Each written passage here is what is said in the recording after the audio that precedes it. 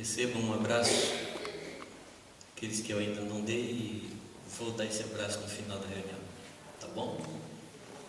Graças a Deus por estarmos aqui. Foi um tempo que, eu não me lembro quando foi que eu vi a última vez. Eu sou péssimo para datas.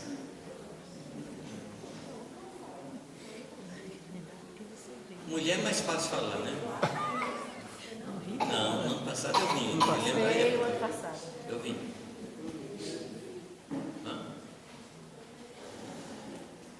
Bem, o fato é que a gente está aqui. Amém. Esse é o fato.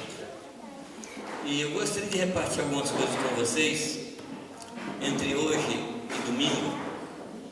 Eu separei algumas coisas que Deus tem posto no meu coração para a gente conversar. E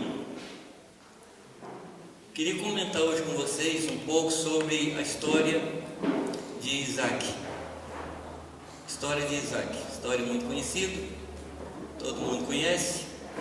Aliás, dos patriarcas, Isaac é aquele de quem menos a Bíblia fala. A Bíblia fala muito pouco de Isaac. É verdade, tem todo um capítulo que fala a respeito do casamento de Isaac, mas antes disso não tem, e depois também não tem, correto? Mas as coisas que a Bíblia fala de Isaac são coisas que eu considero coisas fantásticas, coisas que têm marcado minha vida. Então eu quero repartir com vocês um pouco da história de Isaac. Mas, antes de falar da história de Isaac, antes de entrar no nosso assunto propriamente dito, eu gostaria de dizer a vocês qual é a minha percepção dos motivos pelos quais nós estamos aqui hoje à noite. E não somente hoje à noite, mas quando nós nos reunimos. Eu entendo, eu percebo que existem pelo menos 3 grandes motivos para nós estarmos juntos. Claro que adorar a Deus é o motivo, eu diria, é o motivo zero, é o que vem antes de qualquer outra coisa. Mas nós nos reunimos para a gente receber o refrigério de Deus com os santos. Amém? Eu não sei se você já teve uma experiência de estar muito cansado, abatido, e aí você participa com os irmãos de adoração a Deus e você é renovado. Quem já passou por isso? Deixa eu ver aqui. Ótimo, muito bom, muito bom. Então o meu conselho para você é o seguinte: quando você estiver abatido, cansado, desanimado, procura os irmãos. Amém. Fique em casa não. Amém. Não fique em casa, porque ficar em casa é pior. Então vem com os irmãos, se a palavra de Deus diz para a gente orar uns pelos outros. Amém. Como é que você pode orar pelos irmãos, tocar no irmão de casa?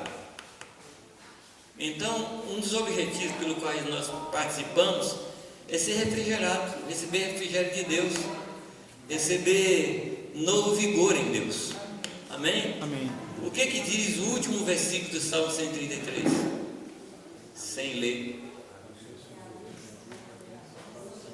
Porque ali ordena o Senhor a bênção e a vida.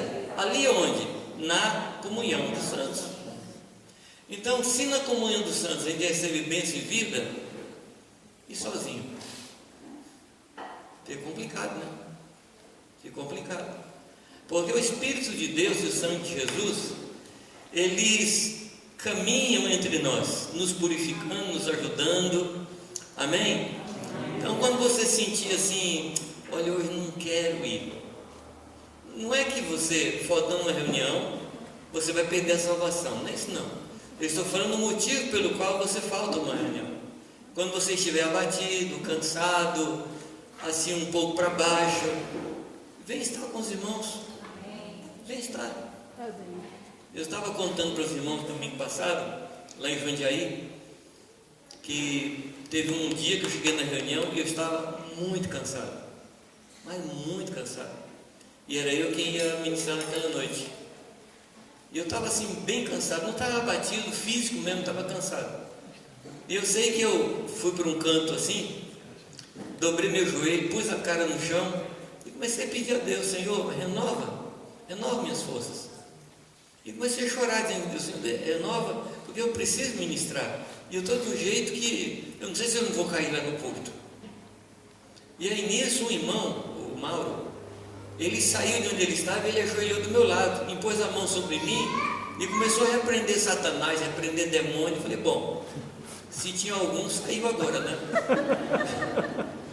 Ele não entendeu o que eu estava fazendo ali, mas ele, não foi a oração dele em si, mas a presença dele do meu lado me ajudou, me levantou. Amém. Então, quando eu comecei a ministrar, mas eu fui completamente renovado. Essa foi a primeira vez. E de lá para cá, sempre que eu estou cansado, eu peço renovação e o Senhor me dá. É promessa dele. Ele diz que ele renova a nossa força como a da águia.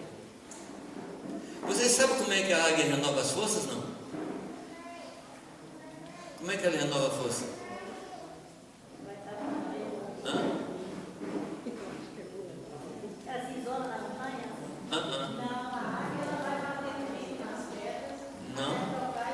Não renovar o corpo dela, renovar a força.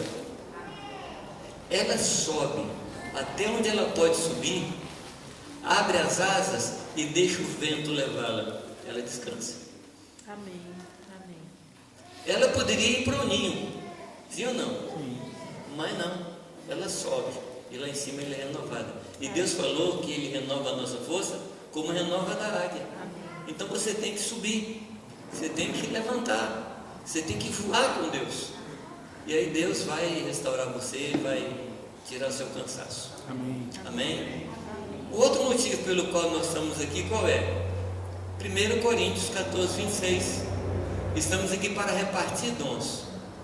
Porque a palavra diz que quando a gente está junto, cada um de nós tem salmo, tem hino, tem canto espiritual, tem variedade de línguas, tem interpretação das línguas, e tudo isso é 1 Coríntios 14, 26. Tá bom? E nesse lugar, a última frase do versículo diz: para edificação. Então essas coisas nos edificam. Então você está assim, meio abatido, sem saber o que fazer, meio desnorteado, vem para a comunhão dos santos, que nesse ambiente você é edificado. Coisas sólidas são colocadas na sua vida. Não venha só para evitar que o pastor telefone para você. Não venha, porque isso faz bem para você. E muito mais que fazer bem para você, isso faz bem aos seus irmãos. E o texto diz assim: cada um tem, não diz que cada um recebe. Há uma atitude estranha da parte de muitos de nós cristãos, que a gente fala assim: eu vou no culto porque foi receber uma bênção. Os mais antigos conhecem aquele hino que diz assim: eu vim buscar minha bênção. Os mais antigos. Você lembra desse cântico? Não? Amado, isso aí caiu de moda. A gente não vem mais buscar bênção, a gente vem abençoar. Por isso que diz que cada um tem, não diz cada um recebe, cada um tem, ou seja, você sai de casa com uma bênção para os irmãos. Amém? É assim não? Então eu vou lhe fazer um pequeno desafio para amanhã cedo. Trabalho de casa, tarefa de casa. Você vai orar de hoje para amanhã. E quando você vir para cá, você vai dizer: Deus, me dá uma palavra para uma pessoa hoje. Amém. Pode ser? Pode ser. Me dá uma palavra para alguém. E você vai chegar aqui, você vai olhar, é aquela pessoa. E você vai lá orar com ela, e Deus vai falar com aquela pessoa por intermédio de você.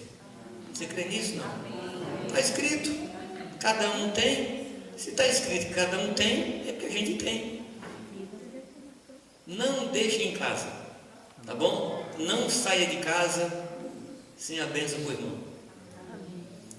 E se você for mais animado, traz um presentinho para alguém. Traz um presentinho, uma caneta, um bordadinho, um doce. Porque eu não posso comparecer diante de Deus com mãos vazias. Você concorda ou não?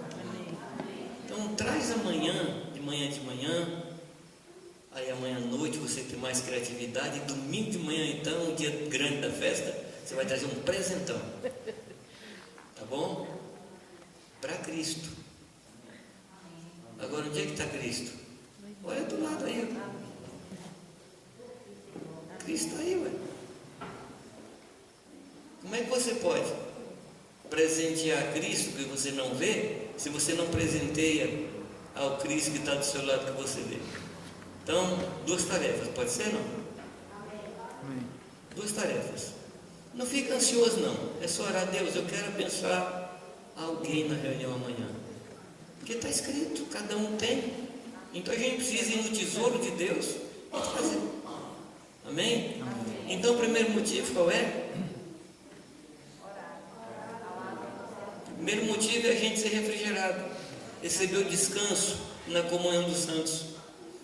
O segundo motivo, mas é trazer o que nós temos, trazer para o Senhor, trazer para os irmãos. E isso, amados, é adoração. Adoração é diferente de cantoria. Cantoria todo mundo canta, mas adorar só quem experimenta o Senhor. E você vem adorar, correto? Eu gosto muito de uma frase de Abraão para Isaac, quando ele fala para os servos que acompanham até o pé do morro Moriá, até o monte Moriá, ele diz assim: nós vamos subir para adorar. E o que ele ia fazer? Ele ia matar o filho.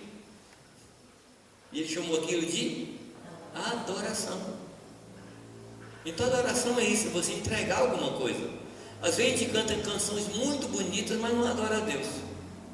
Às vezes você não canta nada e adora a Deus, porque você traz algo para o Senhor. Terceiro motivo, a gente vem aqui para receber instrução. Tá certo? A gente vem aqui para trazer, para receber instrução. É como se nós assentássemos numa sala de aula para ser preparado para as tarefas da semana. Então você vem aqui para receber instrução, para poder trabalhar para o Senhor. Amém? Amém. E a palavra de Deus diz de si mesma que toda palavra é inspirada por Deus e é útil para ensinar, corrigir, redarguir, edificar e preparar o homem de Deus para que ele seja perfeito e perfeitamente habilitado para toda boa obra. Você quer trabalhar para o Senhor Jesus? Então preste atenção nas instruções. Nunca venha para as reuniões sem caderno, sem lápis, sem caneta. Nunca venha para uma reunião sem caderno e sem lápis. Sabe por quê? Quando você anota, você fixa melhor o que você ouve. Você não é super-homem nem super-mulher. A quantidade de informação que tem aí sobre nós durante o dia é enorme. Então você não vai conseguir gravar tudo que for falado. Não confie na sua mente. Traga papel para você anotar, porque você está recebendo instrução. Aí chega em casa, dá uma passada, o que foi que eu ouvi, o que foi que eu li hoje, tá bem? Para receber instrução. Então eu diria, esses três motivos são os principais que nos fazem reunir, que traz a gente para uma reunião. O refrigério da paz de Deus vindo dos irmãos, eu entregar uma bênção ao Senhor e aos meus irmãos, e terceiro, receber instrução de como caminhar diante do Senhor. Amém? Amém. Tendo falado isso, abra sua Bíblia comigo em Gênesis capítulo 26.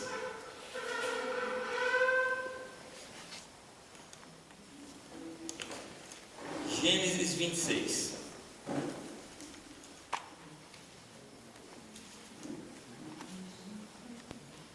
Gênesis 26, ele começa dando uma notícia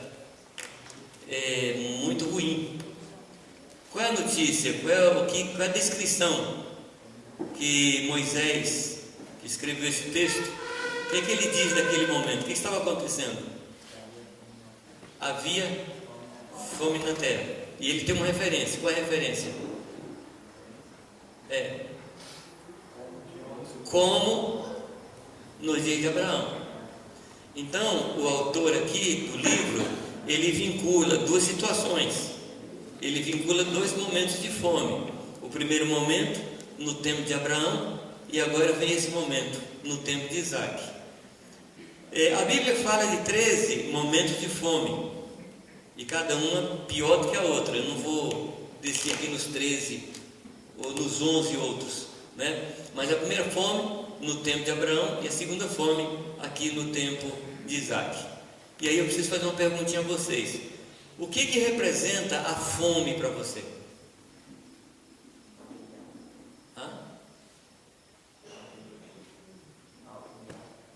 Falta de algo, mas assim, deixa eu mudar a pergunta. Se você não comer, o que acontece? Deixa eu mudar a pergunta. Fraco? Não morre não? Por muito tempo. Mas fatalmente vai morrer.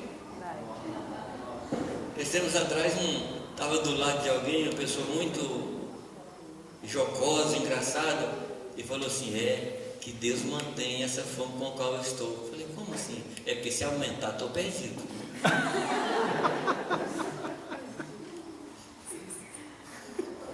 Essa fome se mantém assim. Se aumentar um pouco. O que acontece quando a pessoa chega num estado de fome? De que ela é capaz de fazer? Roubar. Matar.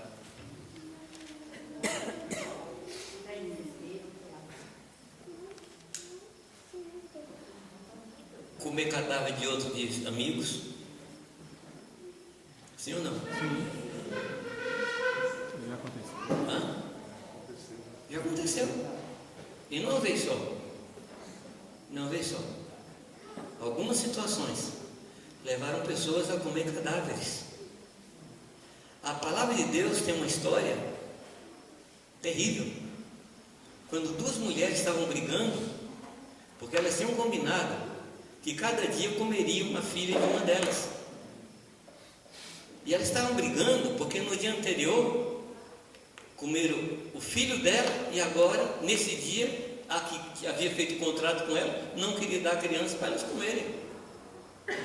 Isso é que a fome faz. A fome é um dos sentimentos mais terríveis que pode acontecer com uma pessoa. Eu não sei se tem algum outro sentimento mais forte que a fome. Existe no Código Penal brasileiro um crime chamado crime famélico. Já ouviu falar do crime famélico? É quando a pessoa rouba para comer. Mas você sabia que, ainda que isso é crime, não há punição para esse crime? Porque é um crime que é justificado pela necessidade. É crime, porque você roubou alguma coisa, já está configurado o crime. Mas se é para comer, não tem punição. Mas é um crime, porque a pessoa é capaz de qualquer coisa. Então, amados, essa é a situação daquele momento, fome. No momento anterior, no momento que o escritor aqui se refere, no tempo de Abraão, a palavra chama Abraão de o pai da fé, sim ou não? Ele é nosso pai da fé, é ou não é? A Bíblia destaca isso, ele é o pai da fé. Mas o que Abraão fez no tempo da fome? Vocês conhecem a Bíblia, conhecem as histórias. Eu sei que vocês estão cansados do dia.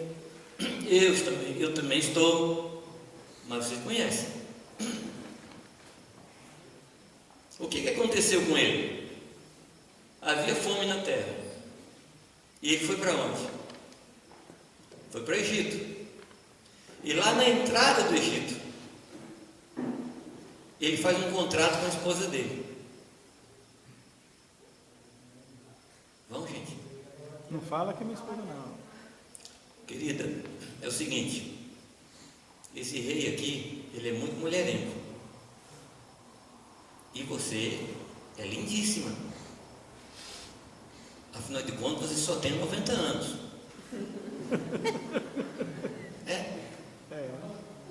Tá? Uma adolescente aí maravilhosa. Então, querido, vamos combinar. Não fala que você é minha mulher, porque do jeito que esse cara aqui é terrível, ele me mata para ficar com você. Então você é minha irmã. Ele mentiu?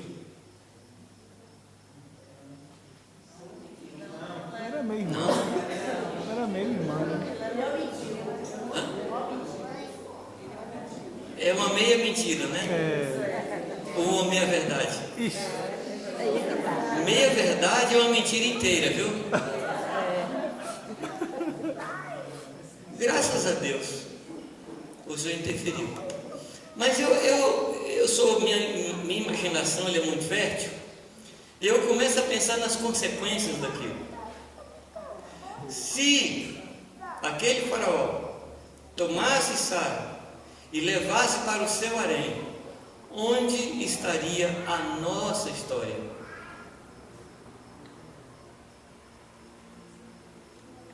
Onde estaria a nossa história? Porque a promessa de Deus era para os filhos de Sara, não era para os filhos de Agar, é para os filhos de Sara. E ali, o pai da fé, que ele me perdoe se eu encontrar com ele depois, o pai da fé não teve fé para ficar num ambiente de fome e descansar em Deus. E ele põe em risco toda a história da igreja. Estão me compreendendo, amados? Acontece exatamente a mesma coisa com Isaac. Exatamente a mesma coisa. Só que antes que Isaac descesse para o Egito, o Senhor interfere. O que está escrito na sua Bíblia aí? E apareceu-lhe o Senhor, versículo 2: não desças ao Egito, habita na terra que eu te disser. Eu estou no capítulo 26, agora versículo 2 de Gênesis. Certamente Deus olhou para o coração de Isaac e disse: este homem vai repetir o pecado de seu pai.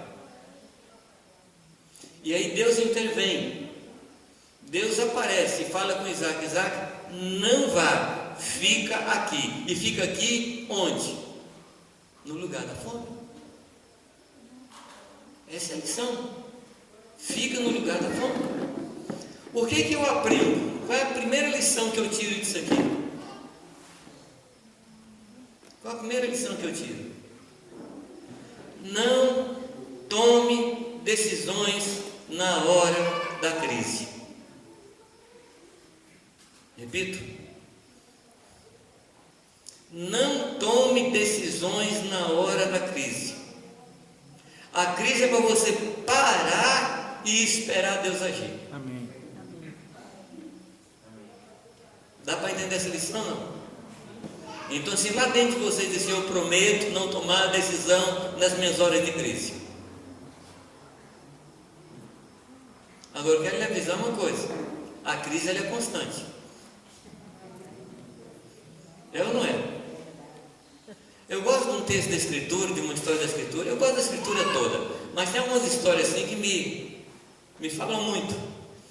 Quando Jacó, fugindo de casa, porque ele e a mãe dele tinham enganado a Esaú, ele está fugindo, e aí deita num determinado lugar, põe uma pedra de travesseiro. Eu não entendo isso, porque eu gosto de um travesseiro macio. E ele põe a pedra no travesseiro, dorme e tem uma visão. Qual é a visão que ele tem? Uma escada. E pela escada subir e descer anjos. E aí quando ele acorda, o que ele fala? Ele exclama alguma coisa: esse lugar não é outro senão casa de Deus, porta dos céus. Na realidade, o que Jacó viu? Ele viu a igreja. Porque a casa de Deus não é lá em cima, a casa de Deus está aqui. Houve um tempo que ele não tinha casa, e Jesus fala sobre isso: as aves dos céus têm seus ninhos, as raposas do deserto têm seus covis, mas o filho do homem não tem casa. Eu pergunto a vocês: hoje Jesus diria a mesma coisa? Não, não, porque nós somos a casa de Deus. Amém. Amém, amados? Então, quando alguém perguntar onde é que está Deus, fala: está aqui. Está aqui. Nós somos a casa de Deus. E Jacó vê isso. E o que me chama a atenção é que ele não vê uma rampa, ele vê uma escada. Qual é a característica da escada? A escada, você sobe na escada através de crises. Principalmente se você tiver com problema de coluna e de joelho. Subida de uma escada é algo crítico, porque você faz um esforço para subir cada patamar. Um esforço para subir cada patamar. Como é o nome das partes de um degrau? Patamar e espelho. Patamar e espelho. Você vai num patamar até encontrar com o espelho. Aí você leva aquele susto. Aí a vontade que tem é pular fora. Mas aí você faz um esforço muito grande e passa para o próximo patamar. E acontece de novo o quê? Uma caminhada e um espelho. Aí você sobe. Outra caminhada, outro espelho. Aí você sobe.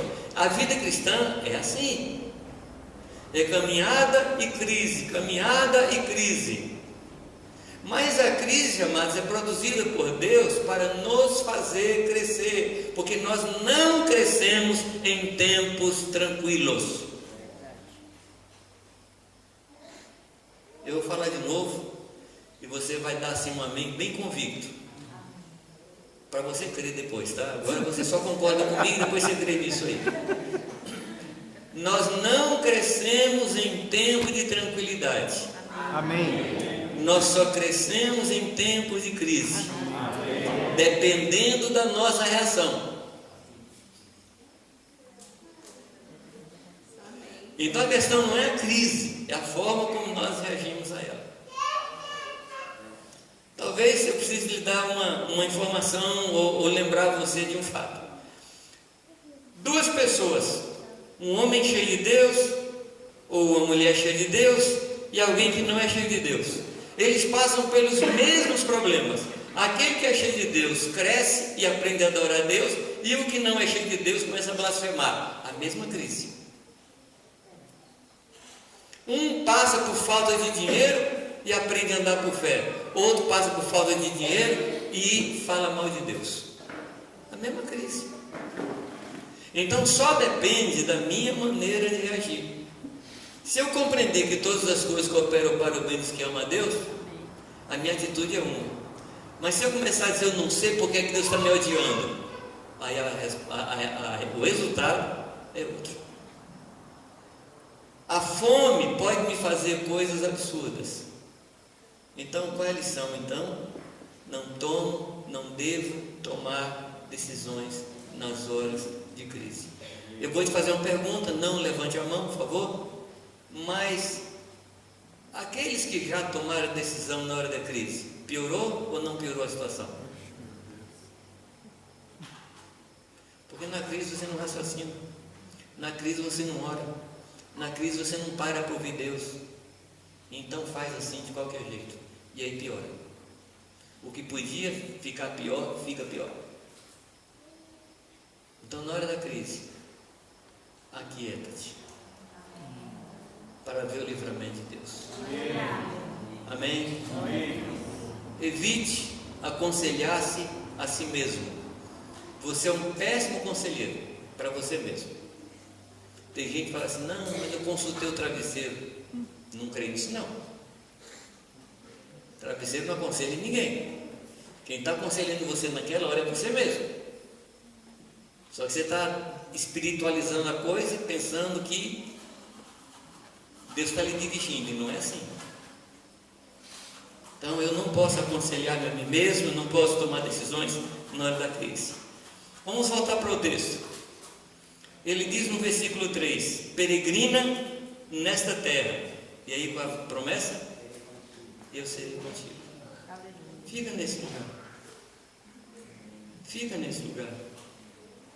Tem gente que gosta muito de informar a Deus os problemas que ela está passando. Deus, o Senhor sabe que eu estou passando uma situação terrível, Deus. Senhor, não sei se o Senhor viu hoje a notícia, eu fui mandado embora do emprego, porque Deus está ocupado com tanta coisa, né? Eu tenho que informar Ele. Jesus um dia disse assim, não andeis ansiosos por Coisa alguma. Coisa alguma significa o quê? Coisa alguma. Então, eu vou fazer outra pergunta e não levante a mão. Quem aqui é ansioso? Levanta a mão não. um.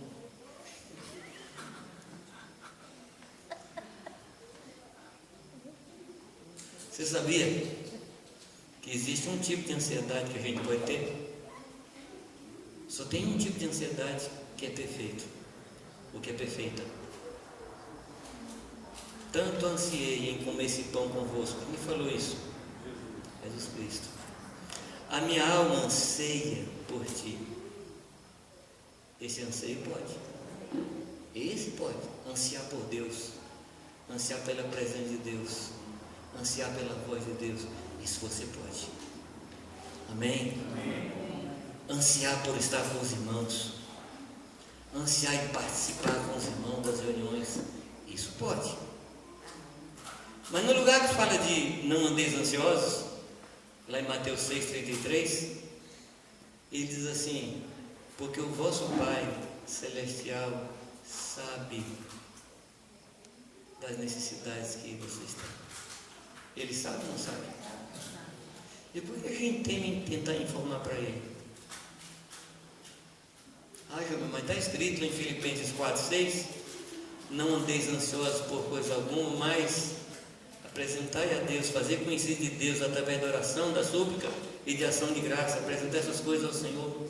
E a paz de Deus, que excede todo entendimento, vai fazer o quê? Vai guardar os nossos corações e guardar as nossas mentes em Cristo Jesus. Amém? Então o que Paulo está ensinando? Que a gente tem que pegar o problema e apresentá-lo a Deus. O interessante diz assim: fazei conhecido diante de Deus. Fazer conhecido não significa levar para Deus conhecer. Quando eu oro e falo com o Senhor dos problemas que eu estou enfrentando, converso com Deus sobre isso, é como se você pegasse aquele problema, colocasse na mesa e, olhando do ponto de vista de Deus, você consegue ver a real dimensão dos problemas, porque você vê com Deus. Amém? Você vê com Deus. E aí você consegue ver o tamanho de Deus e o tamanho do problema. Qual dos dois é maior? Então a oração serve para isso. A oração não é para informar a Deus. A oração é para você ter a dimensão exata daquilo que está passando com você. Na tua luz, vemos a luz. Porque é o Senhor que derrama luz nas minhas trevas. Amém? Então, na luz de Deus, eu consigo ver o problema na sua real dimensão. Eu quero reafirmar isso, amados, porque antes que a palavra chegue na sua boca, Deus já sabe qual é a sua oração. Sim ou não? Sim. Então, não tem nada a ver de fazer Deus conhecer, mas é você conhecer. E a oração é para isso. A oração é para isso. Na oração, você se afasta um pouco do problema e aí você vê realmente qual é o problema que você tem. Amém? Amém. Vamos continuar então. Peregrina nessa terra e eu serei contigo. Quando você está em crise, onde é que está o Senhor?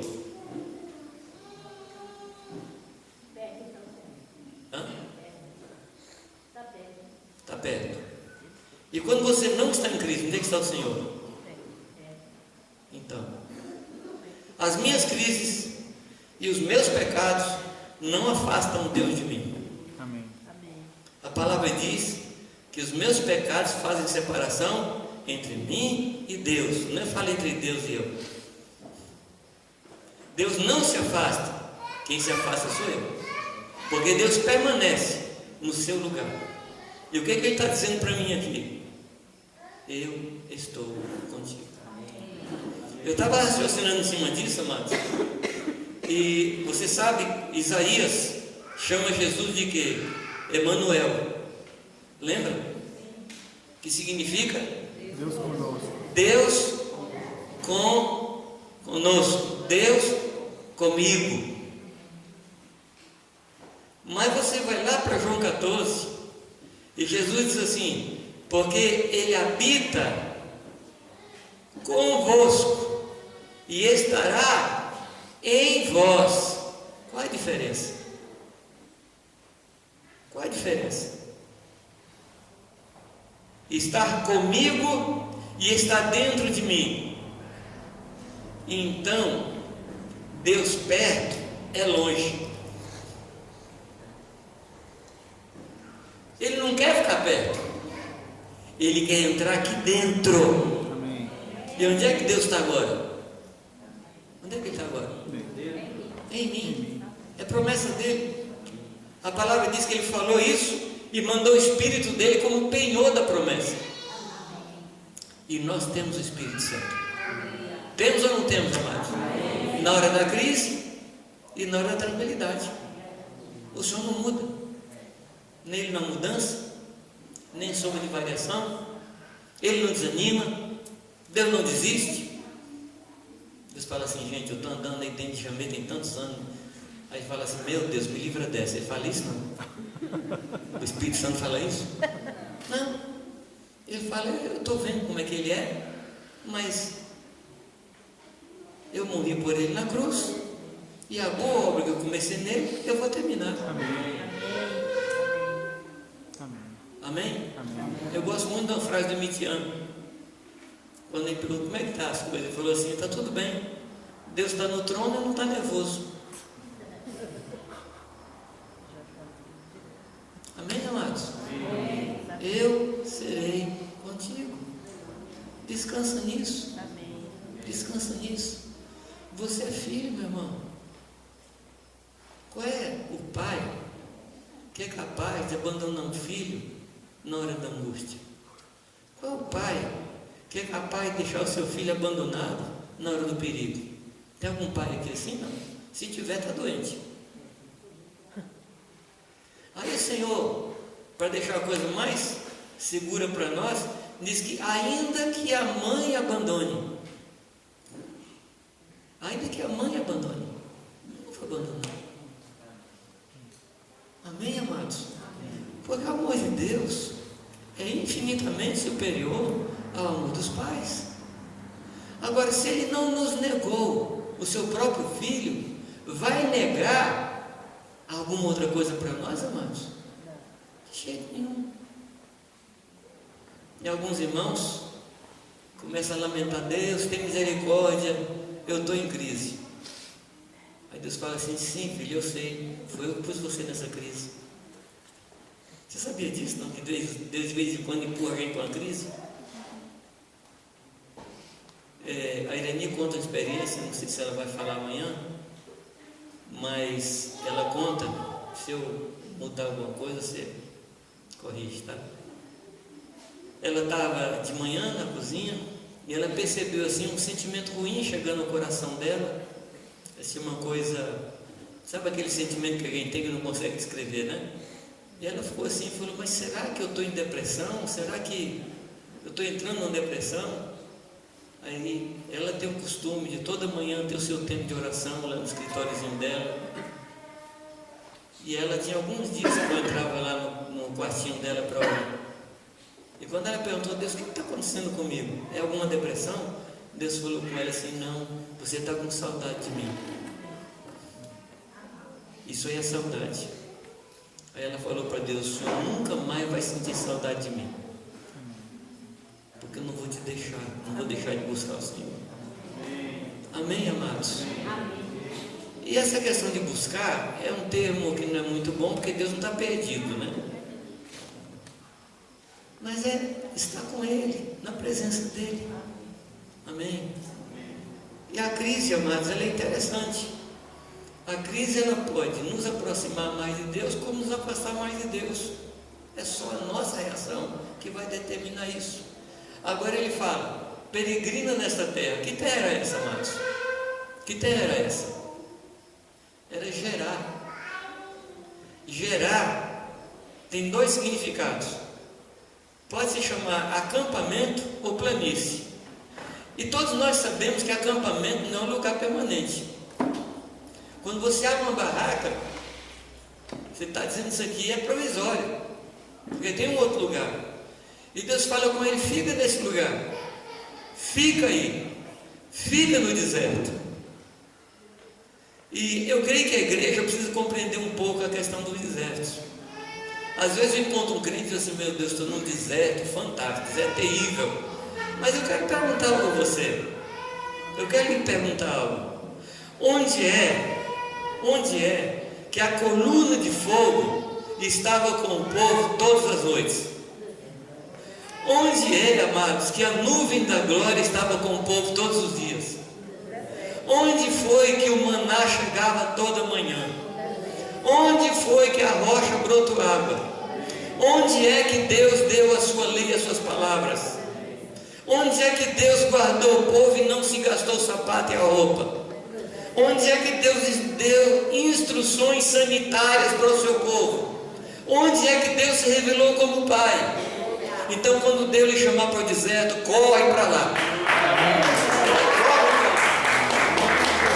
Porque lá é o lugar onde você vai encontrar-se com o Senhor. Saiamos, pois, a Ele fora do arraial. Saiamos fora do arraial, porque nós vamos encontrar com Ele. Amém, amados? Que Deus nos ajude a glorificá-lo pelos desertos. Foi no deserto que Jesus foi provado, se és filho de Deus, mas foi no deserto que ele venceu a Satanás. Então, por favor, quando você pensar em deserto, pense de forma diferente. Eu gosto muito de documentários, e eu vi um documentário a respeito do deserto de Saara.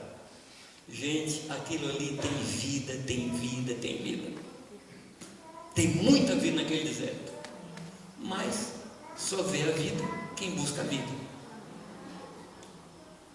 Se você não busca a vida, você não vai encontrar a vida em lugar nenhum. E gerar significa isso. Ele fica. Eu vou terminar essa parte aqui e amanhã a gente continua. Eu quero ler somente até o versículo 6.